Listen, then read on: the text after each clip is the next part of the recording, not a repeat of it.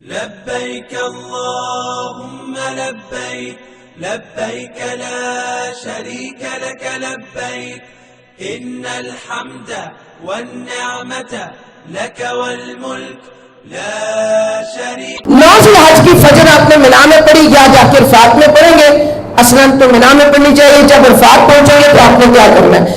وہاں wash room بہت کم ہوتے ہیں لوگوں کی تعداد کے اعتبار سے. اگر تو آپ پیدل جا رہے ہیں عرفات میں تو جو رستے میں کلومیٹر کے فاصلے پہ بہت زیادہ باتھ روم بنے ہوتے ہیں, صاف ستھرے ہوتے ہیں, وہاں سے آپ فارغ ہو کے عرفات میں داخل ہوں. اگر آپ بس پہ ٹرین پہ جا رہے ہیں تو آپ مینا سے ہی فارغ ہو کے جائیں اور صبح کوشش کریں کہ آپ زیادہ کھانا نہ کھائیں. کھایا ہے تو فارغ مینا میں ہو کے جائیں اور زیادہ پانی نہ پیئیں. ایک گھونٹ پیئیں, 1 گھونٹ پیئیں, 2 گھونٹ پیئیں, بہت زیادہ پانی نہ پیئیں. پورے عرفات میں آپ ایک دفعہ واش روم میں جائیں گے تو آپ 1.5 گھنٹہ آپ کا کہیں نہیں گیا. اتنی لمبی قطار ہوتی ہے اور پھر اتنا گند بھی ہوتا ہے, چھینٹے پڑنے کے امکانات ہوتے ہیں, وضو کے مسائل ہوتے ہیں. یعنی وہاں وہ ایک دن ہوتا ہے, وہاں بہت لوگ تنگ بھی کرتے ہیں. تو اسی طرح کی تنگی میرا مطلب آپ دوسروں کے لیے سہولت پیدا کریں, اللہ بھی آپ کے لیے سہولت پیدا کرے گا. تو آپ نے عرفات میں بہت زیادہ کھانا نہیں کھانا, پیٹ بھر کے نہیں کھانا. اپنی صرف اپنے اتنا کہ آپ کھڑے ہو, آپ دعا کر سکیں, آپ خطبہ سن سکیں, آپ نمازیں پڑھ سکیں. آپ نے صرف اتنا اپنے آپ کو کرنا ہے. جب آپ عرفات میں بیٹھے ذکر اذکار کریں, نیند آئی ہے, تھک گئے ہیں, سو جائیں. ظہر کا وقت ہوگا, اذان ہوگی, خطبہ ہوگا, ٹھیک ہے, خطبہ حج سن کے اس کے بعد آپ کو سمجھ آئے یا نہ سمجھ آئے آپ نے سننا ہے. اس کے بعد آپ نے ظہر 2 رکعتیں پڑھنی امام کے پیچھے, سلام پھیر کے پھر عصر کی اسی وقت 2 رکعتیں پڑھنی ہے امام کے پیچھے. اگر آپ اپنے خیموں میں ہیں یعنی دور جگہ پہ ہیں, خیمے کافی دور ہوتے ہیں مسجد نبوی, وہاں آواز نہیں آتی امام صاحب کی, تو وہاں آپ نے اپنی نمازیں پھر پڑھنی ہوگی. ہو سکتا ہے کہ آپ کا محرم جماعت اچھی کرا لیتا ہو تو وہ 2 رکعتیں ظہر کی کرائے اور 2 رکعتیں عصر کی کرائے. لیکن یہاں اتنا دنگا ہوتا ہے, لوگ دوسروں کو بھی نہیں پڑھنے دیتے 2 رکعتیں. ہمارے پاکستانیوں کی اکثریت جو ہے وہ کہتی ہے کہ نہیں, اور کئی لوگ تو ایسے ہیں جو جان بوجھ کے امام کے پیچھے نہیں پڑھتے. 4 رکعتیں ظہر کے ٹائم میں ظہر کی پڑھتے ہیں اور پھر عصر کے ٹائم میں 4 رکعتیں پڑھتے ہیں. یہ رسول اللہ صلی اللہ علیہ وسلم کی سنت کے خلاف ہے. آپ علیہ السلام نے ظہر کی 2 رکعتیں پڑھی اور پھر اسی وقت کھڑے ہو کے عصر کی 2 رکعتیں پڑھی. اس کے بعد آپ کو ٹائم ملے گا, آپ کے پاس عصر تک ٹائم ہے. آپ کے سر میں درد ہو رہی ہے, آپ پریشان ہیں, آپ سو جائیں. آپ نے واش روم جانا ہے, فارغ ہونا ہے, اس دوران ہو آئے. جو ہی عصر کا وقت شروع ہوتا ہے تو بہترین وقت, بہترین تاریخ, بہترین کیفیت اور بہترین انسان اللہ کی بارگاہ میں کھڑا ہے. یہ کچھ چیزیں میں نے لکھی ہیں جو مینا میں جاتے ہوئے آپ نے لے کے جانی ہے, یا آپ دیکھ لیجیے گا بعد میں. کچھ لازمی چیزیں جو ہیں, کچھ غیر لازمی. بغیر خوشبو کے صابن آپ نے ضرور لے کے جانی ہے یہاں, کیونکہ وہاں آپ نے 2 دن احرام کی حالت میں رہنا ہے, تو آپ کو بغیر خوشبو کے صابن استعمال کرنی پڑے گی. یہ عرفات میں جو کچھ آپ نے وہاں کرنا ہے یہ وہ لکھا ہوا ہے, ٹھیک ہے. یہاں پہنچ کے آپ نے کیا کرنا ہے کہ 4 رکعت نہیں ظہر عصر کی پڑھنی, ایک ظہر کے ٹائم میں ہی پڑھنی دونوں. پہلے 2 رکعت ظہر کی, پھر 2 رکعت عصر کی پڑھنی ہے. ساری دنیا بھی روکے آپ نے کہ بھائی آپ کا اپنا کام, میرا اپنا کام. جو میرے نبی نے پڑھا میں نے وہ پڑھنا ہے, جو تمہارے امام نے پڑھا تم وہ پڑھو. نبی افضل ہے کہ امام افضل ہے؟ سوچنے کی بات ہے نا. نبی افضل ہے کہ امام افضل ہے؟ سنت تو نبی کی ہے, حج کی فرضیت کا اعلان نبی نے کیا, امام نے نہیں کیا. تو ہمارے امام سے جو ہمیں ملا وہ ایک الگ بحث ہے, وہ آپ نے وہاں بحث کرنے نہیں جانا, ٹھیک ہے. آپ نے 2 رکعتیں وہیں پڑھ کے آپ نے عصر کا جب ٹائم شروع ہوگا. ہاں یہ دیکھیں میں نے یہاں چیز لکھی ہے کہ دعا کی قبولیت کا بہترین موقع پورے سال میں سے حاجی کے لیے اب موقع شروع ہوا جب عصر کا ٹائم ہوا. عصر کی نماز تو آپ نے ظہر کے ساتھ پڑھی تھی, لیکن جب عصر کا ٹائم یعنی تقریباً 4 بجے گا نا, 4 پونے 4 کا ٹائم ہوگا تو عصر کا ٹائم شروع ہو جاتا ہے. اس وقت باوضو ہو کر قبلہ رخ ہو کے آپ کھڑے ہیں, کھڑا ہونا چاہتے ہیں, بیٹھنا چاہتے ہیں, جس حالت میں بھی آپ دعا کرنا چاہتے ہیں اللہ کے ساتھ دعا کریں. عرفات کا میدان ہو, حاجی ہو, حالت احرام میں ہو, 9 ذوالحجہ کا دن ہو اور عصر سے مغرب کا وقت ہو, دعا کی بہترین قبولیت کا جو بہترین موقع ہر وقت ہے وہ یہ ہے.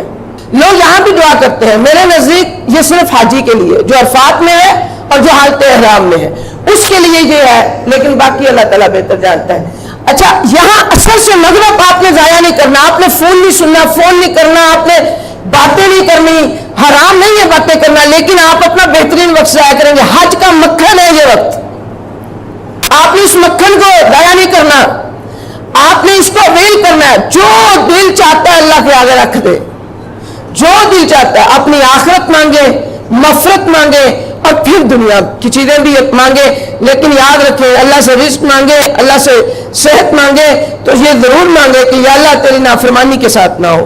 جو ہی اذان مغرب ہوگی, آپ کو مغرب کی اذان سنائی دے یا نہ سنائی دے, آپ نے کیا کرنا ہے, آپ نے ہاتھ گرانے ہیں دعا سے, اور آپ نے سامان بھی پیک کر لینا. آپ نے اب وہاں نہیں بیٹھنا. سنت یہ ہے کہ بس آپ کوچ کریں. یہ الگ بات ہے کہ آپ ٹرین پہ آنا چاہتے ہیں یا بس پہ یا کسی ایسی سواری پہ, اور وہ سواری آپ کو نہیں مل رہی تو آپ وہاں بیٹھ گئے ہیں, وہ ایک اور چیز ہے انتظار میں بیٹھنا. لیکن آپ نے نماز مغرب ادا نہیں کرنی. آپ کو 12 بھی بج جائیں عرفات کے میدان میں, آپ نے مغرب کی نماز ادا نہیں کرنی.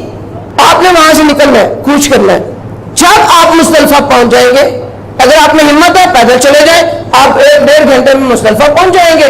9 کلومیٹر ہے میرا خیال, آپ وہاں پہنچ جائیں گے. اور آسانی سے بندہ پہنچ جاتا ہے, اور پہنچ کے تو آپ جو ہی مزدلفہ کی حدود میں داخل ہو, پہلے نماز مغرب 3 رکعتیں ادا کریں, پھر عشاء کی 2 رکعتیں ادا کریں. یہاں بھی دوگانہ پڑھنی ہے. یہاں پھر میں آپ سے کہہ رہی ہوں کہ مزدلفہ میں واش روم بہت کم پڑ جاتے ہیں. آپ نے جو رستے میں کلومیٹر کے فاصلے پہ کثیر واش روم ہے, وہاں سے فارغ ہو کے مزدلفہ میں داخل ہونا ہے. ٹھیک ہے, وہاں سے فارغ ہو کے داخل ہوں گے, آپ کو مزدلفہ میں. اب مزدلفہ میں آپ نے پوری رات گزارنی ہے, کسی خیمے میں نہیں گزارنی. اب جو پردے دار عورتیں ہوتی ہیں نا, جو کسی کے سامنے لیتی نہیں ہوتی, ان کو بیچاریوں کو بہت مسئلہ ہوتا ہے کہ ہم کیا کریں.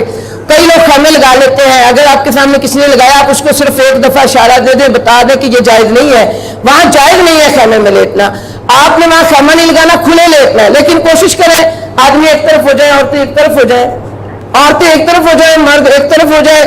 آپ نے وہاں نمازیں پڑھ کے سونا ہے, صرف سونا ہے, کیونکہ اگلا دن بہت بزی اور بہت تھکاوٹ والا ہوگا. آج بھی بہت تھکے ہوں گے, لیکن آج بزی اتنا نہیں تھا دن, اگلا دن بہت مصروف دن ہوگا.